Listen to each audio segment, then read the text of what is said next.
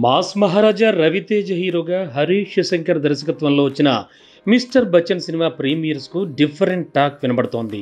భారీ అంచనాలతో విడుదలైన ఈ సినిమా ఫ్యాన్స్కు మాత్రమే నచ్చింది. ఇప్పటివరకు వచ్చిన రివ్యూస్లో ఫ్యాన్స్ మాత్రమే సోషల్ మీడియాలో ఈ సినిమాపై పాజిటివ్ టాక్ చేస్తుండగా కేవలం సినీ అభిమానులు మాత్రం సినిమా అంతగా బాగా లేదంటున్నారు.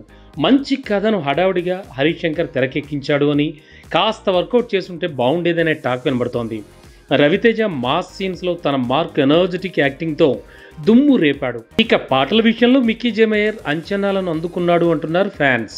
కొన్ని సీన్స్లో అయితే రవితేజను సరిగ్గా వాడుకోలేకపోయాడు హరీష్ శంకర్. ఇక హీరోయిన్ విషయానికి వస్తే అమ్మడు సినిమాకు హైలైట్గా నిలిచింది. ఖచ్చితంగా టాలీవుడ్కు కొత్త హీరోయిన్ దొరికినట్టే అంటున్నారు సినిమా అభిమానులు. పక్కా కమర్షియల్ సినిమాగా మిస్టర్ బచ్చన్ను దర్శకుడు తెరకెక్కించాడు. కమర్షియల్ హంగులపై పెట్టిన శ్రద్ధ సినిమాను హ్యాండిల్ చేయడంపై పెట్టి ఉంటే బాగుండేదనే టాక్ ట్విట్టర్లో వచ్చింది.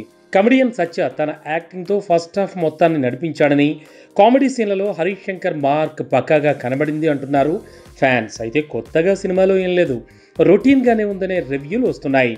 మాటల మాంత్రికుడు త్రివిక్రమ్ శ్రీనివాస్ని టార్గెట్ చేస్తూ పెట్టిన డైలాగ్స్ బాగా పేలాయి.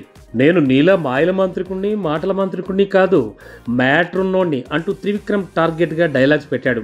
ఈ డైలాగ్ వినబడుతున్నప్పుడు ఆడియన్స్ ఈలలతో మారుమోగించారు. ఇక మాస్ ఆడియన్స్కు హీరోయిన్ చూపించిన విధానం పిచ్చగా నచ్చేసింది. యాక్షన్ సీక్వెన్స్లో రవితేజ నటనకు ఫ్యాన్స్ ఫిదా అయిపోయారు. ఇక జగపతి బాబు ఎప్పట్లానే తన పర్ఫార్మెన్స్తో అద్దర్రగొట్టాడు. ఓవరాల్గా కథపై ఇంకా వర్కౌట్ చేస్తుంటే మాత్రం ఇంకా బాగా వచ్చేది అంటున్నారు సినీ జనాలు.